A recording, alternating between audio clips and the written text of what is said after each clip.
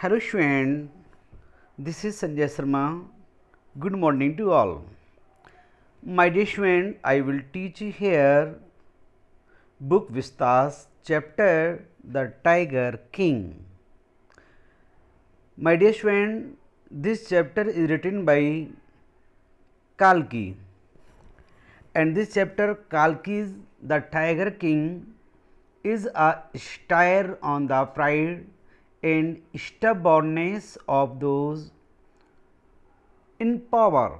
The Maharaja of Pritavampram tried to believe what was written in his fate. The chief astrologer had predicated that cause of his death would be a tiger. Not that the king didn't try his best to believe the predication. His campaign of tiger hunting was very successful. He was single minded and determined, but hysterical aspect of the whole story is the king's inability to kill the hunted tiger. All his strategy and wise plans worked till he killed 99 tigers. Now, my dear student, let us see what is going to happen with the Tiger King. My dear student, मैंने आपको पहली video में एक summary के माध्यम से बताया कि यहाँ पर एक प्रतिबंप्रम राज्य का एक राजा होता है और जब वह पैदा हुआ था उसी दौरान प्रेडिकेटर्स जो थे, भविष्यवक्ता जो थे, उन्होंने महाराज के कोर्ट में आकर के यह बताया कि एक दिन यह बच्चा जो है जब पैदा हुआ था वह राजा एक दिन राजाओं का राजा बनेगा, चैंपियनों का चैंपियन बनेगा, वॉरियर्स और वॉरियर योद्धाओं का योद्धा बनेगा, लेकिन इसकी जो मौत एक दिन आएगी। तभी क्या होता है, हम इस कहानी को विस्तार से पढ़ते हैं बेटा, and you can understand very well. Let us start. Before you read, आपके पढ़ने से पहले मैं क्वेश्चन देता हूँ।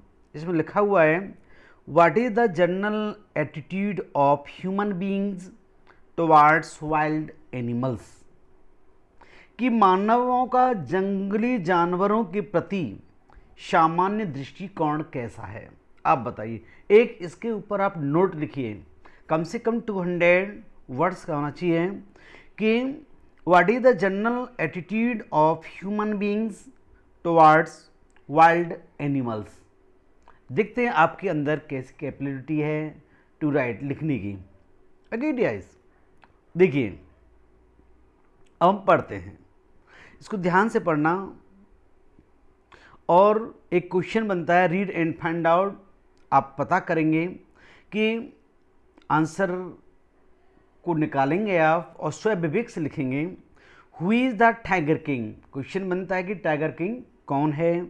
Y does he get that name, और यह नाम उसे क्यों मिला, टाइगर किंग नाम उसे क्यों मिला, इस नाम से वो क्यों जाना जाता है। अगेन देखिए डियर स्टूडेंट्स, इसमें the Maharaja of Pratibandapuram is the hero of this story. The Maharaja of Pratibandapuram, Pratibandapuram के महाराजा इस कहानी के हीरो हैं। हीरो कौन होता है, नायक होता है।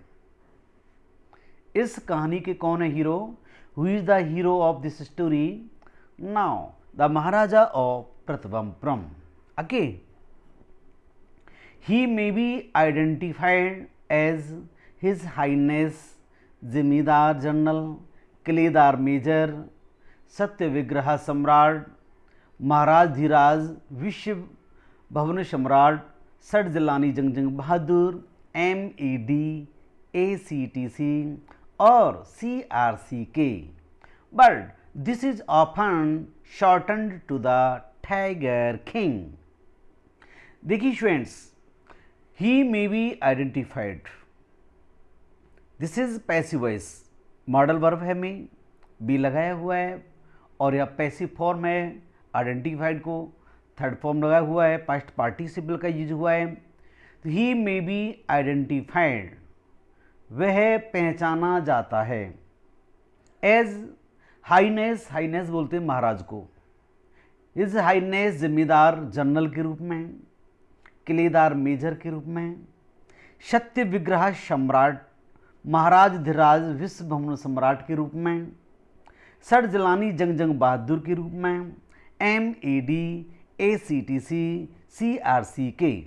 बट देखिए एक ही महाराज के इतने नाम हैं, लेकिन इन नामों को हम शॉर्टेंड कर देते हैं, छोटा कर देते हैं।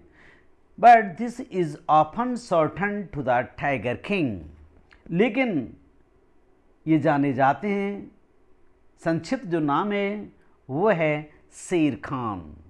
कौन है? शेर खान। अब शेर खान का नाम कैसे पड़ा इनका? अब इसको तो फाइंड आउट करना है कि क्या इसके पीछे लॉजिक है, क्या रहस्य छुपा हुआ है कि ये शेर खान के नाम से जाने जाते हैं।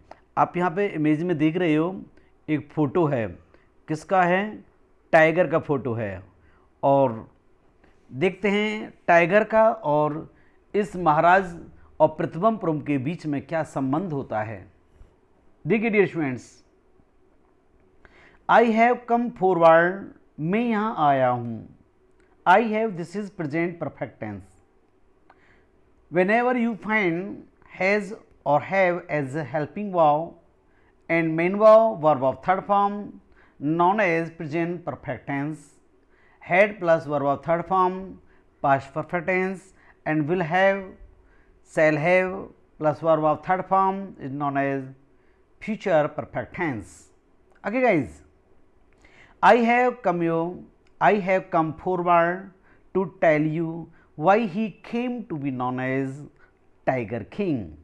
माय डियर स्टूडेंट, मैं कहता हूँ या नरेटर बताता है कि मैं यहाँ पे आया हूँ आपको बताने के लिए कि why he came to be known as Tiger King, कि वह शेर खान के नाम से क्यों जाना जाता है, क्यों जाना गया।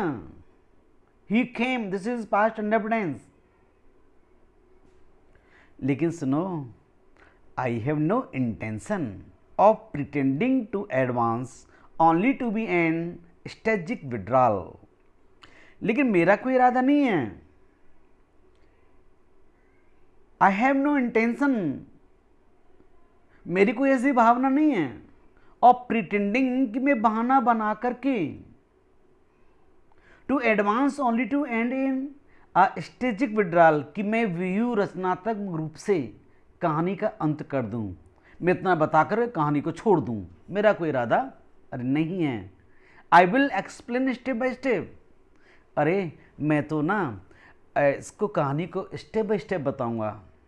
इवन चाहे the threat of Stuka bomber will not throw me off track, और हाँ even the threat of Stuka bomber, चाहे जो स्टुका बॉम्बर नाम का कोई व्यक्ति है वो चाहे मुझे इसका कोई फर्क नहीं पड़ेगा उसकी थ्रेट से, उसकी धमकी से, और चाहे ना Stuka bomber will not throw me track, और हाँ स्टुका बॉम्बर मुझे कहानी सुनाने से, एक्सप्लेन करने से, मुझे सबको बताने से मुझे मार्ग से नहीं हटा सकता। चाहे तो Stuka the Stuka if it likes can be beat has to retreat from my story, और चाहे ना वो खुद स्वयं मेरी कहानी से शीघ्रता से वापसी कर सकता है, वो यहाँ से छोड़ के जा सकता है। कौन, किसके बारे में बात कर रहे हैं? स्टुका बॉम्बर के बारे में। अगर स्टूडेंट्स आ रहा है ना समझ में, बताइएगा। बहुत इंटरेस्टिंग स्टोरी है और बहुत इजीली आप अंडरस्टैंड कर सकते हो उसे। ओके, जैसे कि हम बात करते हैं बेटा, आप चाहें तो आपके पास डायरी पेन हो तो आप नोट कर सकते हो, जैसे बहुत सारे क्वेश्चंस बन जाते हैं, तो खुद प्रयास करो उससे फाइंड आउट करने का। एक तो यही क्वेश्चन बन गया कि who is the tiger King, why does he get that name, लिख लो उसे। Second one, what did the royal infant grow up to be. Again and इतना ही दे देते हैं आपको एक और, what will the Maharaja to do, find the required number of tiger to kill. Again इनको चाहें तो आप लिख सकते हो। थर्ड क्वेश्चन है, what will the Maharaja to do, find the required number of tiger to kill. देखिए आगे, राइट एट द स्टार्ट, पहले शुरू में, it is imperative to disclose a matter of vital importance. यह अति आवश्यक है, इम्परेटिव है, नितांत आवश्यक है, to disclose to matter of vital importance, इस मामले को उजागर करना, अबाउट द टाइगर किंग, किसके बारे में, उस शेर खां के बारे में, इस मैटर को उजागर करना, दिस इज वेरी इंपॉर्टेंट, और ये नितांत आवश्यक है। Everyone who reads, this is present tense, everyone who reads, जो कोई पढ़ता है, ऑफ हिम, किसके बारे में, बताइएगा। अरे जिसका हम जिक्र करते हुए आ रहे हैं वह है टाइगर किंग, शेर खां।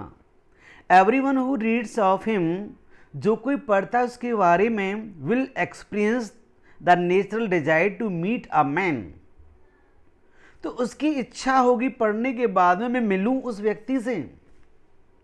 ऑफ हिज इंडोमिटेबल करेज, जिसमें अदम्य साहस था, मैं उससे रूबरू होना चाहता हूं।